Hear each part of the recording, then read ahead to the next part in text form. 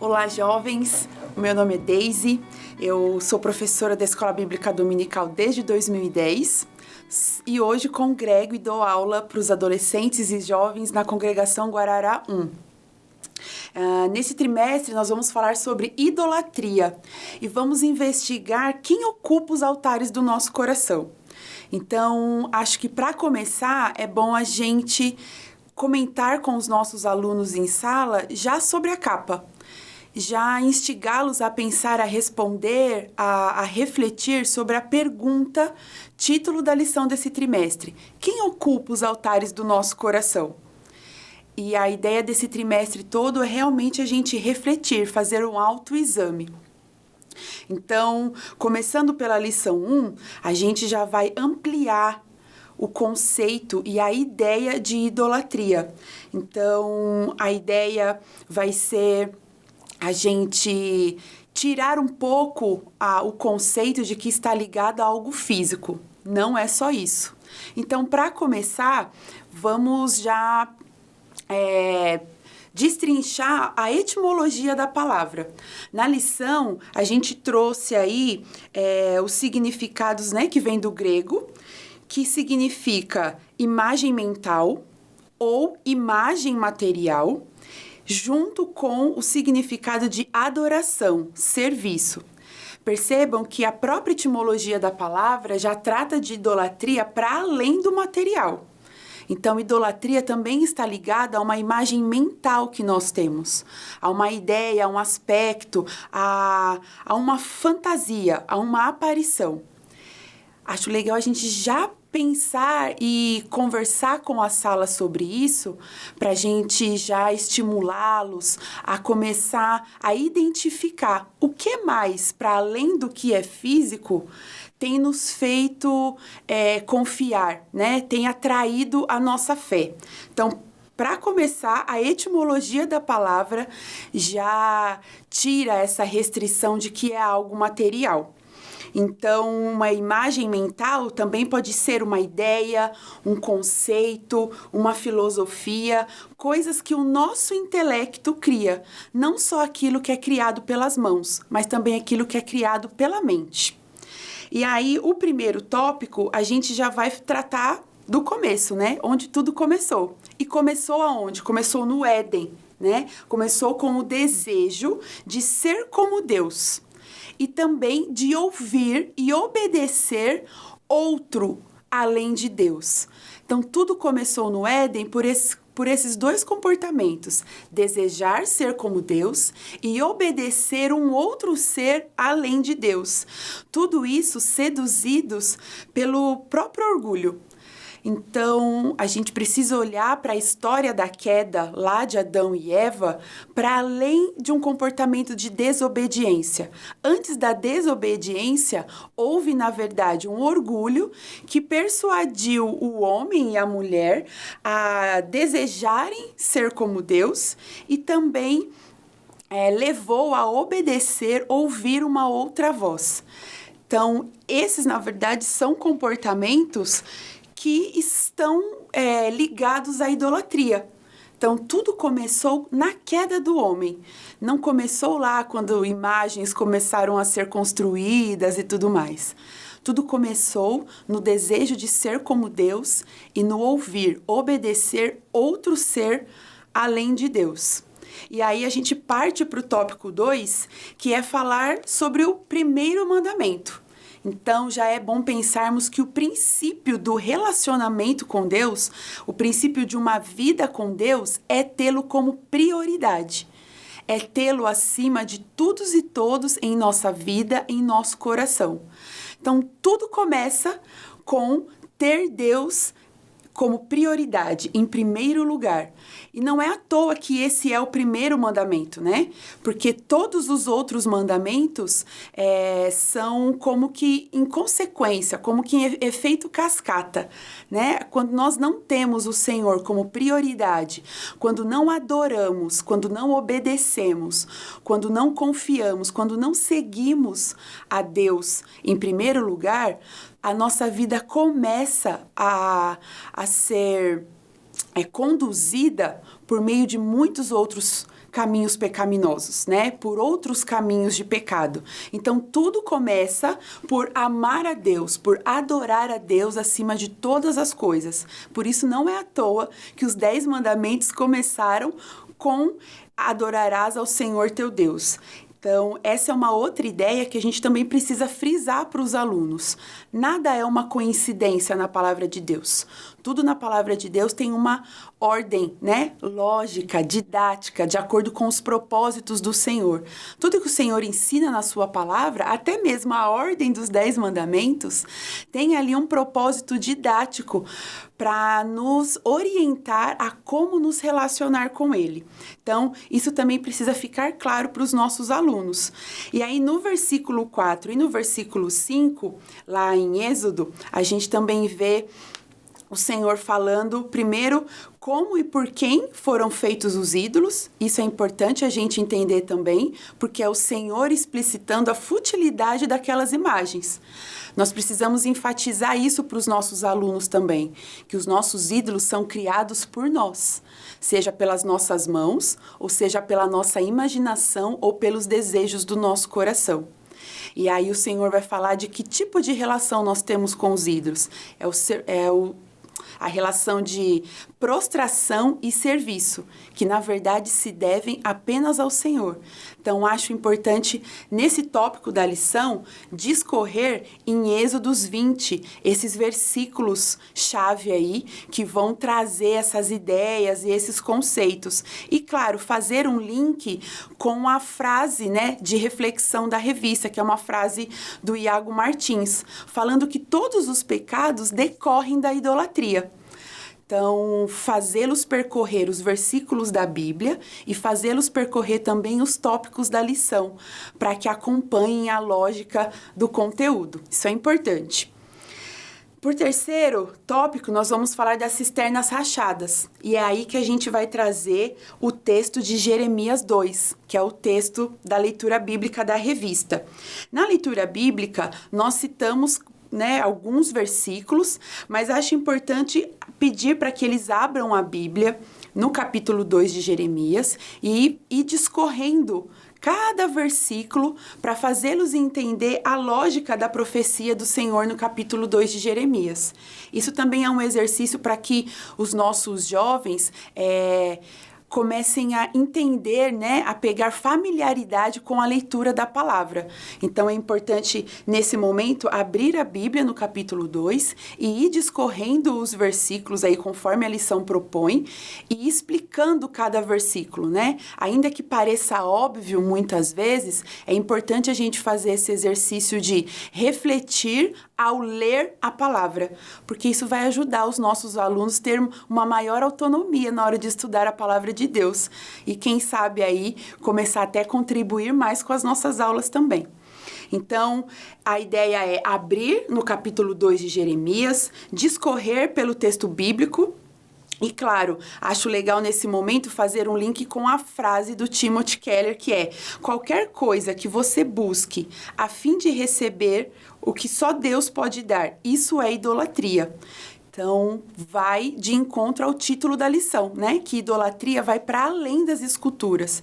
Na verdade, idolatria é toda a busca que a gente faz para receber algo fora de Deus. Quando nós buscamos em outra fonte, nós estamos cometendo o pecado de idolatria.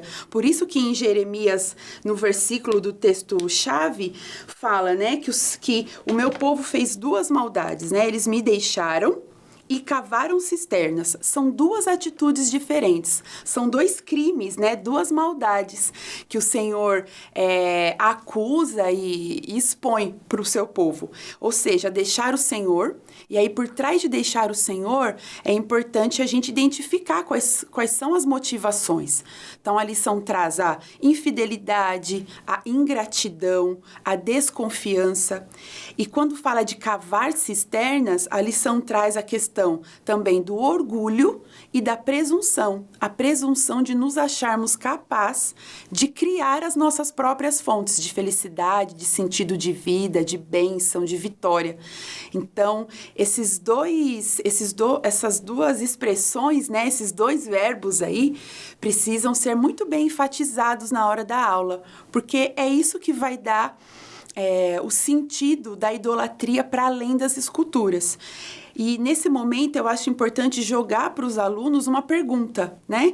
Além de infidelidade, ingratidão, desconfiança, orgulho, presunção, o que mais eles identificam como comportamento e motivação para que a gente busque em outras fontes a nossa alegria? Jogue essa pergunta para a sala, dê alguns segundos ali para eles meditarem e esperem as respostas.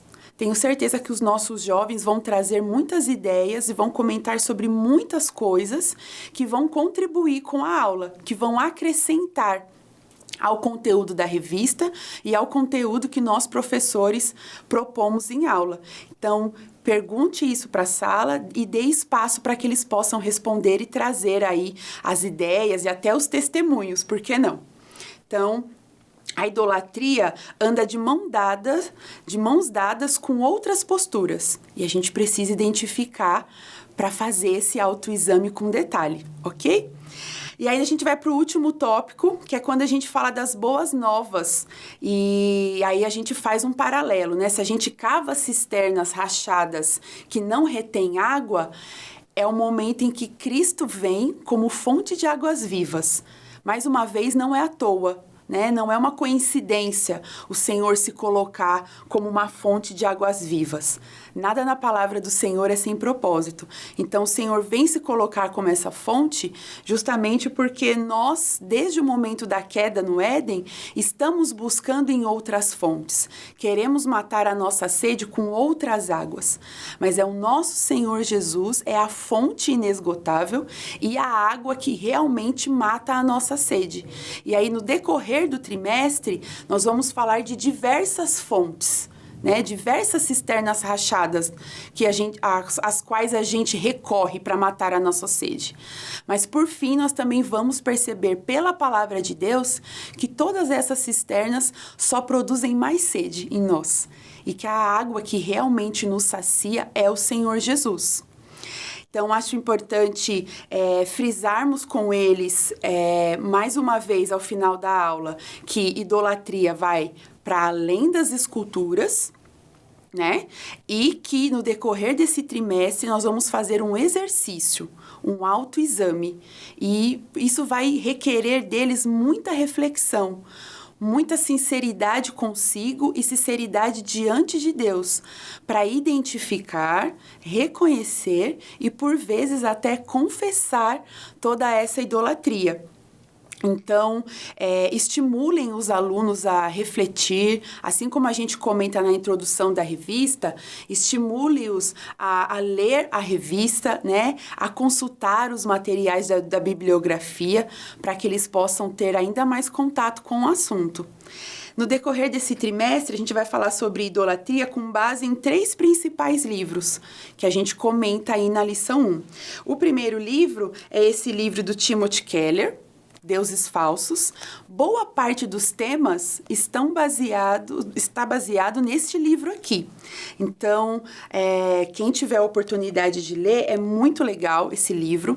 Ele tem uma escrita simples, então mesmo quem não é tão assíduo no hábito de leitura, com certeza vai conseguir ler de forma rápida e com fácil entendimento. É um livro ótimo e, como eu disse, tem uma escrita muito simples, uma redação muito acessível.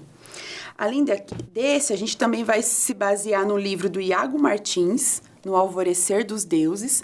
Aqui também a gente vai ter muitas ideias para complementar da lição, porque daqui eu também tirei muitos dos questionamentos, das reflexões que a gente vai fazer no decorrer do trimestre. É um livro que fala sobre idolatria, sobre desvendar, né, as idolatrias profundas do coração. E ele traz aspectos tanto da idolatria do modo interno, ou seja, do nosso próprio coração. E esse livro também traz uma perspectiva do externo. O quanto o coletivo, a sociedade, constrói os seus ídolos e vive ao redor deles. Então, esse livro é muito interessante porque traz duas perspectivas diferentes de idolatria. E o terceiro livro é esse, do James Smith, que é Você é Aquilo que Ama. Nesse livro, a palavra idolatria quase não aparece. Mas, ainda assim, a ideia do livro gira em torno daquilo que o nosso coração ama, daquilo que o nosso coração guarda como precioso e como a nossa cultura ao redor nos ensina a amar as coisas e a amá-las de forma que elas concorrem com Deus. Então, esse livro também é muito legal. A leitura dele é um pouco mais densa, ele foi escrito por um filósofo, então, às vezes, é um pouquinho mais complicado do que o do Timothy Keller, mas ainda assim vale super a pena e tenho certeza que vai ajudar muito os professores, as professoras a entender toda a ideia da lição.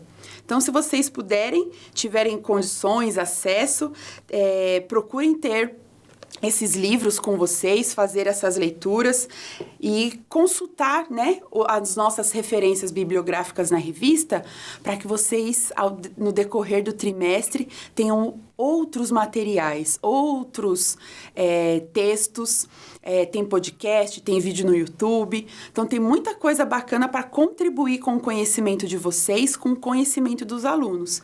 E aproveitem também nesse momento, nesse tópico da lição em que a gente está falando sobre estudar, a perguntar para os alunos onde eles consomem conteúdo cristão.